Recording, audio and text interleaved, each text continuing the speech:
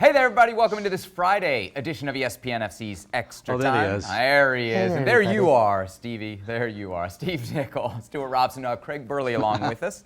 Got your questions as well. First one, going right for the jugular off the top. Okay, I love it when the producers make me be the bad guy.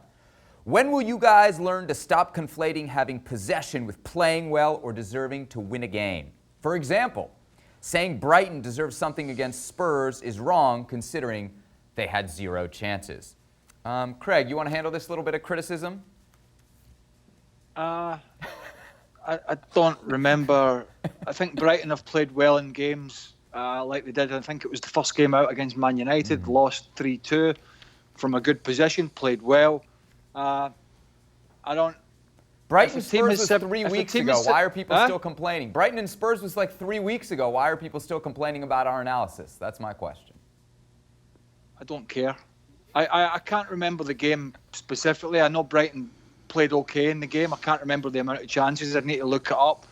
But if a team is 70% possession and doesn't create anything, I don't think there's any of us boys would not criticise them and say, well, they didn't really do anything with it. But, you know, if they create chances and the keeper makes great saves or the finishing is poor, that's a different story. But I can't quite remember how many chances Brighton created in that game, to be quite honest with you. Yeah, it was November 1st. It's currently the 20th. Robert, let me ask you this. It does feel like possession used to be always used as an important stat, and that kind of went away after the last World Cup. You agree with that? Possession has never been an important stat. The important stat is what you do with that possession. You know, it's no point keeping the ball at the back or playing round from one side of the field to the other and not penetrating. That's key to, and that's the one thing at the moment when I'm watching football, I get so frustrated watching it. When players don't take the opportunity, when they can run with the ball forward, they can pass it forward, or players don't make forward runs. Whenever a player at the moment comes across a problem, a midfield player closing down, where do they go? They turn back and go back to the centre half. And what does the centre half do? Go back to the goalkeeper. That's not good football. That's keeping possession, but it's not good football. You have to penetrate. So I don't think anybody would ever say that possession is the main part of the game. All right, we've sorted that. I've just looked back. Seb. He's got the glasses and the phone out. Here we go. Brighton did have 57% possession, according to this stat from this app, and they did manage to muster 6 effort and goals to Tottenham's 9. So they did have some chances in the game. It wasn't like they didn't have anything. So I can't remember them, but they must have created something. I mean, we'll go back and look at it if somebody's so paranoid about it. But, Hey, you know what I mean? It's unbelievable. listen, surely the point is if you've got a team who are expected to be fighting relegation every time the bell goes, and you've got a team that spent goodness knows how much money, got the best centre forward, one of the best centre forwards in Europe, got the most expensive player probably in Europe in Gareth Bale, you know, you can't be happy if they're sitting with 30% of the ball against a team who are going to be maybe fighting relegation who end up with 70%. And I'm not saying that possession is the most important thing, but I'm just saying you have to kind of balance it all up. You should not, with the amount of money that the likes of Spurs have and with the players they have, conceding 70% of possession to a team that are guaranteed to be in the bottom half of the table and will be fighting relegation. Is that not the point? Yeah. But it depends where possession is. If possession's in the defending third, that's wasted possession. That's so not my point. You might My let point, the opposition Robbo, do is if you spend $1 billion and somebody spends $1 million, surely you don't expect the team that have spent $1 million and not $1 billion to be having 70% of the ball. That's my point. I tell you what, I'm worried about here. Is somebody, Stevie? Is somebody stole your neck? I'm sitting. What? You might have noticed whenever I start thinking. Your head's just sitting. Whenever on top I of really your start thinking about something, I start leaning forward like that. That's me You notice that, Rob? walked up. Yeah. How's that? Yeah. Is that better? Beautiful. Yeah, that looks much better. You can see your Adam's apple now. Yes. Just so we don't get any more criticism, apparently the official possession stats in that match were 56% possession for Brighton, 44 for Spurs. Next question. My app said 57, but it's all the same. It's all the same. But then we started saying 70 again and again. So just to Stevie, players becoming managers. Well, that's what the guy said. Totally. Yeah. Stevie, next question for you. Players becoming managers of their former clubs is so in vogue in today's soccer. With that in mind, which of these two former Liverpool players would most excite you to be the manager after Klopp? Luis Suarez or Mario Balotelli? Oh, Luis Suarez. Well, because at least you know they'd fight and spit and chew and punch and everything else. The chew? From the first minute to the last. With Balotelli, they might not turn up for the game. So that's an easy one. Luis Suarez. Would be a fun experience to watch for sure. Very, very funny asks, has any one of you gentlemen ever walked into your manager's or chairman's office to ask for a raise? Robbo, an experience like that for you? Is that how it works? I certainly didn't go in for a raise. At the end of my contract, or the year to go, you went in and said, right, what's going on and how long are you going to offer me? But I went in as a youngster, as a 17-year-old, and was going to sign my first professional contract. And I had a figure, my dad and I had a figure that we wanted to go for. And Arsenal offered me £300 more than the figure I was going to negotiate for. So that was quite a good deal, really. Nice. Stevie, you ever asked for a raise? I'd imagine that'd be nerve-wracking. Like, even in a professional setting, if I were to do it, I'd be nervous. Well, I actually went into Bob Paisley's office once because I thought I was due money. Because somebody, Mr. Alan Hansen and Kenneth Matheson Dalglish had convinced me that when I got in the dressing room one day, there was envelopes on everybody's chair except mine. And of course, they both asked me, said, "Where's your envelope?" I'm like, "What are you talking about?" He goes, "Well, that's the money for the picture we just got taken at the start of the season." He said, "You're part of the first team squad, right?" I'm like, "Yeah." He says, "Well, are you going to stand up for yourself or not?" I was like, "No, right, I will. I don't need, aye."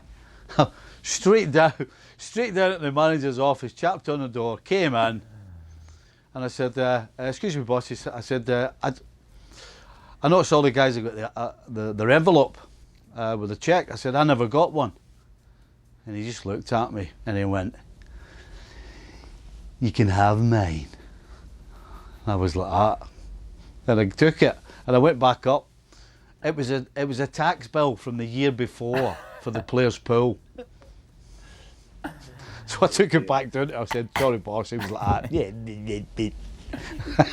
Oh, man. Did they believe you were a bit gullible, Steve? What? Well, hey, Robbo, to be fair, I come from a little town called Troon in Scotland, right? I'd hardly been out it. And I walk into a dressing room that are full of experienced, never mind footballers, wind-up merchants. So I had But it still happens to you. rather an interesting first 6-8 months. I think the boys have probably heard this story said, but one of the classics was a former teammate of mine, a lad called Seth Johnson, who was a teammate of mine at Derby County, and he was a very talented young player. And he made a move to Leeds United, and he was in the fringes of the England side at the time. And him and his agent had decided, right, when we go in to see the chief executive, what was the chief executive's name at Peter somebody at Leeds? Can't remember the Ridsdale. Began with R. Ridsdale. Ridsdale. Ridsdale. Seth and his agent had decided that they were going to aim for 15,000 a week. Right, we're going to go for 15,000 a week. That's what we're going to go for. Let's push for it. And they went in this, allegedly, went into this meeting, and the first thing Peter Ridsdale said to them was, right, before you even start, it's no more than 30,000 a week.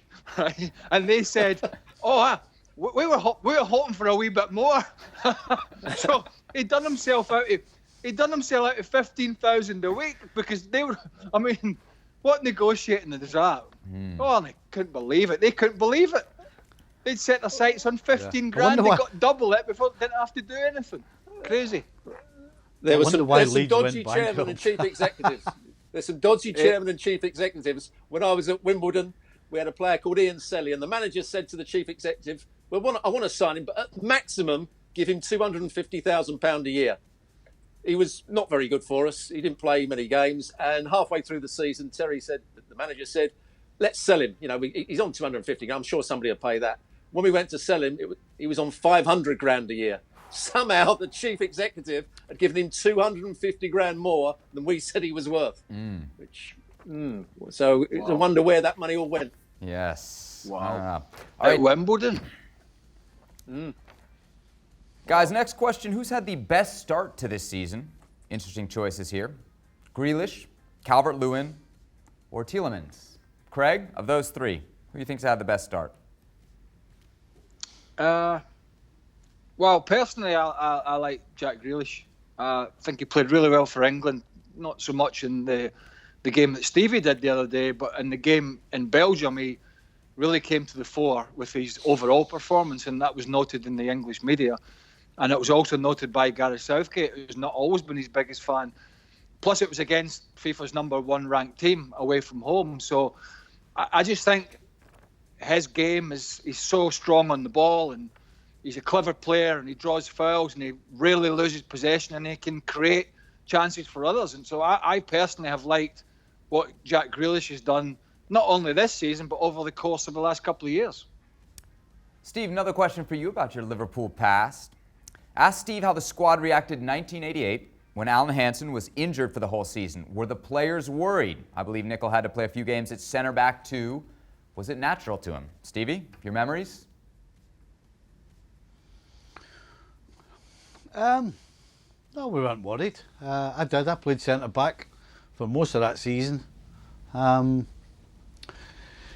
Players, unlike fans, don't sit and think and brood about what could be and what isn't. You know, we kind of get on with, because we understand that there's always things changing in football. You know, 1 minute you're up, next minute you're down. 1 minute you're 100% flying, next minute you're injured.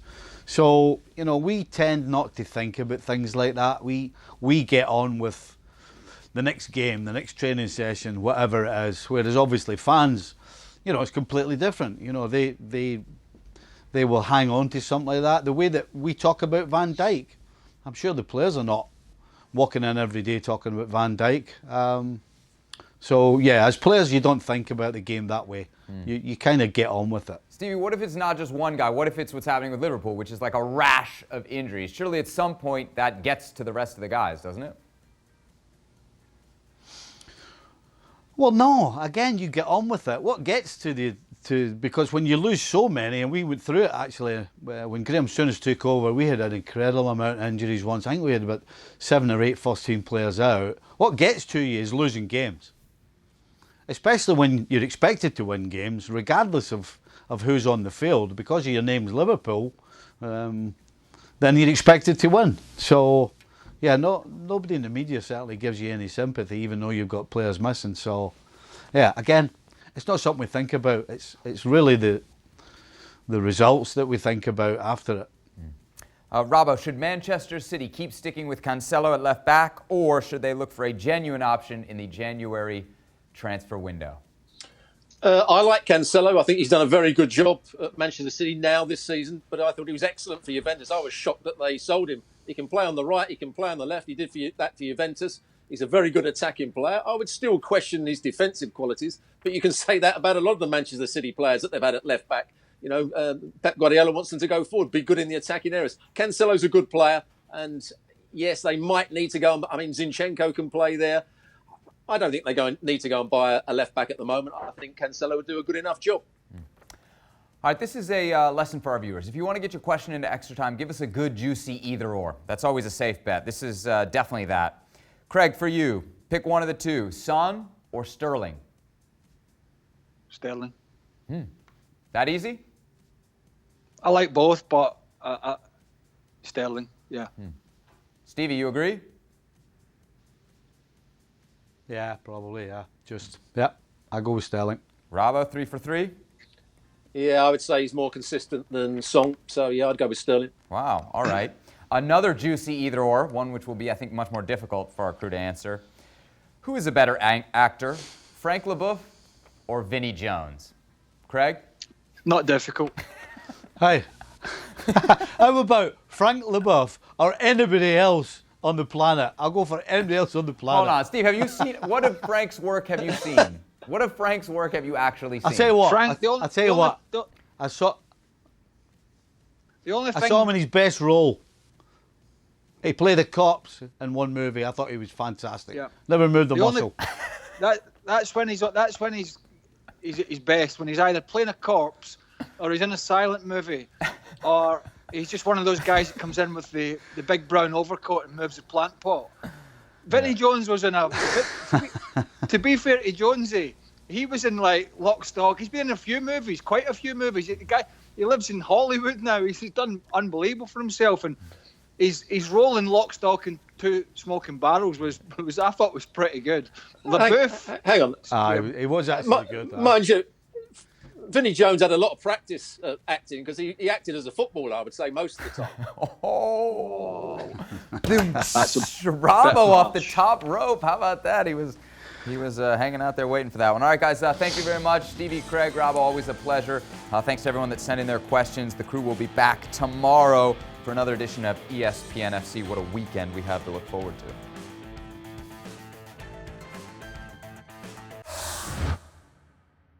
Well, thank you very much for watching ESPN on YouTube. For more sports highlights and analysis, be sure to download the ESPN app. And for live streaming, premium content, and let's not forget as well, ESPN FC 7 days a week. Subscribe to ESPN Plus.